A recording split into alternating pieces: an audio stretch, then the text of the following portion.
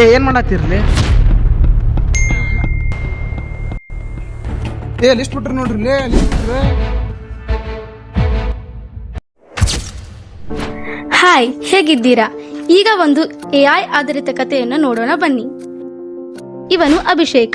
ಯೋಚಿಸುವುದಕ್ಕಿಂತ type ಮಾಡೋದು ಅವನಿಗೆ ತುಂಬಾ ಸುಲಭ. AI ಇಲ್ಲದೆ ಒಂದು ಹೆಜ್ಜೆ ಕೂಡ ಹಾಕೋದಿಲ್ಲ.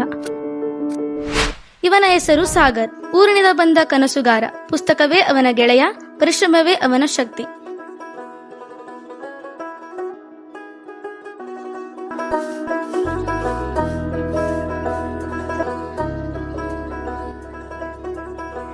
ಇವಳು ಪೂಜಾ.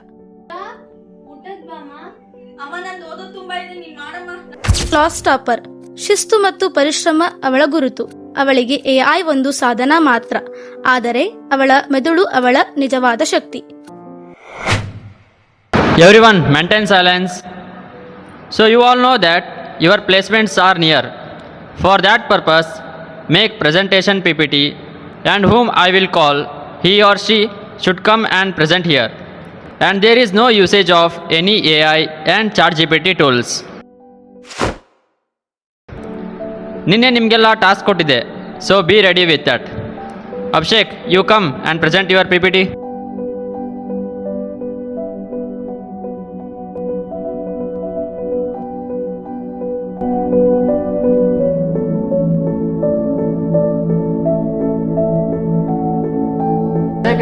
ನಿನ್ನ ಇದ್ರಾಗ ಇದ್ದಿದ್ದು ಓದಾಕ ಹೋಗ್ಬೇಡ. ನಾ ಏನಂದೆ ನಿಂಗೆ? ನಿನ್ನೆ ನಾ ಏನು ಹೇಳಿ, ನೀ ಪ್ರೆಸೆಂಟೇಷನ್ ಮಾಡದಂದೇನಿ. ನೀ ಇದ್ರೆ ಭಯಪಟ್ಟು ಹಾಕೊಂಬಂದು ಓದಿದ್ರೆ ಹೆಂಗಾತ? ಇದ್ರ ಬಗ್ಗೆ ಏನು ಅರ್ಥ ಆಗೈತಿ ನಿಂಗೆ ಅದನ್ನ ಹೇಳಿ. ನೀನು ಈ PPT ನೋಡಿದ್ರೆ ನೀನು ಯೂಸ್ ಮಾಡ್ಕೊಂಡ್ ಮಾಡಿ ಅಂತ ಅನ್ಸತೈತಿ. ನಾನು ನಿನ್ನೆ ಎಲ್ಲರಿಗೂ ಹೇಳಿದ್ದೆ ಅಲ್ಲ, PPTನ ನೀವು ಯಾವತ್ತೂ AI ಇಂತ್ರ ಯೂಸ್ ಮಾಡಿ ಮಾಡಬೇಡ್ರಿ, ಅದರಂದ ಇನ್ಫಾರ್ಮೇಶನ್ ತಗೋಬೇಡ್ರಿ ಅಂತಂದು. ಆದ್ರೂ ನೀನು ಅದ ತಪ್ಪು ಮಾಡಿಯಲ್ಲ. ಸೊ ನಿನ್ನ ಒಂದೀಗ ಲೈವ್ ಎಕ್ಸಾಂಪಲ್ ಕೊಡ್ತೀನಿ. AI ಯೂಸ್ ಮಾಡ್ಕೊಂಡ್ರೆ ಮತ್ತೆ AI ಯೂಸ್ ಮಾಡಿಲ್ಲ ಅಂದ್ರೆ ಹೆಂಗಿರತ್ತಂತಂದು. ಕೂತ್ಕೋ.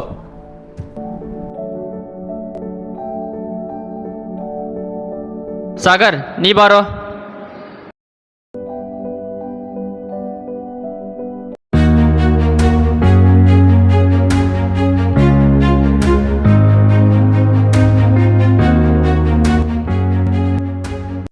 ಸಾಗರ್, ಬಾ, ಚೆನ್ನಾಗಿ ಪ್ರೆಸೆಂಟೇಷನ್ ಮಾಡಿದೀಪ. ಅಭಿಷೇಕ್, ನೀ ಬಾ ಇಲ್ಲಿ. AI ಪ್ರಪಂಚದಲ್ಲಿರೋ ಅಭಿ ತನ್ನ ಜ್ಞಾನವನ್ನು ಬಳಸದೆ ಮತ್ತೆ ಅದೇ AIಗೆ ಶರಣಾದ. ನೀನು ಓದ್ಕೊಂಬಂದಿಲ್ಲ ಏನು, ಹಂಗೆ ChatGPTಗೆ ಹಾಕಿ ಎಲ್ಲ ಮಾಡ್ಕೊಂಬಂದಿ. ಇದರಿಂದ ನಿಂಗೆ ನಾಲೆಜ್ ಬೆಳೀತ. ಈ ಕಡೆ ಸಾಗರ್ ಹಗಲು ರಾತ್ರಿ ಕಷ್ಟಪಟ್ಟು ತನಗೆ ತಿಳಿದಿರುವ ತಿಳಿಯದೇ ಇರೋದನ್ನ ಪುಸ್ತಕ ಓದಿ ತಯಾರಿಸಿದ. AI ಮೇಲೆ ಡಿಪೆಂಡ್ ಆಗ್ರಿ, ಆದ್ರೆ AIನ ಜಾಸ್ತಿ ಬಳಸೋದ್ರಿಂದ ಒಂದೊಂದು ದಿನ ಅದ ಜೀವನದಾಗ ಭಾಳ ಎಫೆಕ್ಟ್ ಆಗ್ತೈತಿ. ನೆಕ್ಸ್ಟ್ ನಿಮ್ಮ ಪ್ಲೇಸ್ಮೆಂಟ್ ಡ್ರೈವ್ ನಡೆಯತ್ತವ, ಅದಕ್ಕೆ ನೋಡೋಣ ಎಷ್ಟು ಚಂದ ವರ್ಕ್ ಮಾಡ್ತೀರಿ ಅಂತಂದು. ಹಂಗೆ ನಿಮ್ಮ ಪ್ಲೇಸ್ಮೆಂಟ್ ನಿಮ್ಮ ಜೀವನಕ್ಕೂ ಭಾಳ ಹೆಲ್ಪ್ ಆಗ್ತೈತಿ. AIನ ಯೂಸ್ ಮಾಡ್ರಿ, ಆದ್ರೆ AI ನಿಮ್ಮನ್ನು ಯೂಸ್ ಮಾಡೋದು ಬೇಡ. ಎಲ್ಲಿ ಅದು AI ಅಂದ್ರೆ? ಸಹವಾಸ ದೋಷದಿಂದ ಸನ್ಯಾಸಿ ಕೆಟ್ಟ ಎನ್ನುವಂತೆ ಮುಗ್ಧ ಹುಡುಗನ ಪರಿಸ್ಥಿತಿ ಆಯಿತು. AI ಪ್ರಪಂಚದಲ್ಲಿ ಮುಳುಗಿ ತನ್ನ ಯೋಚನಾ ಶಕ್ತಿಯನ್ನು ಮರೆತನು.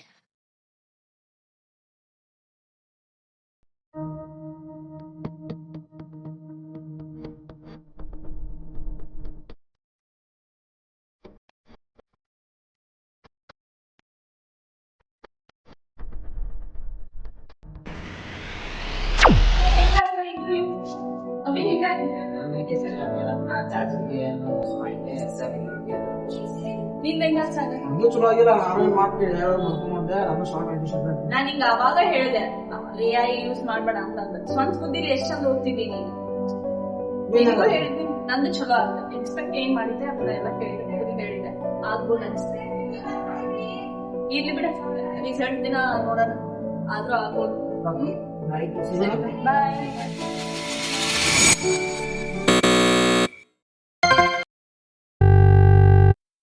ನೋಡಿದ್ರಲ್ಲ, ಈ ಕಥೆಯಲ್ಲಿ ಬರುವ ಅಭಿ ಹಾಗೂ ಸಾಗರ್ ಕ್ಯಾಂಪಸ್ನಲ್ಲಿ ವಿಫಲವಾದರೆ ಪೂಜಾ ತನ್ನ ಕಾರ್ಯಕ್ಷಮತೆಯಿಂದ ಯಶಸ್ಸನ್ನು ಸಾಧಿಸಿದಳು.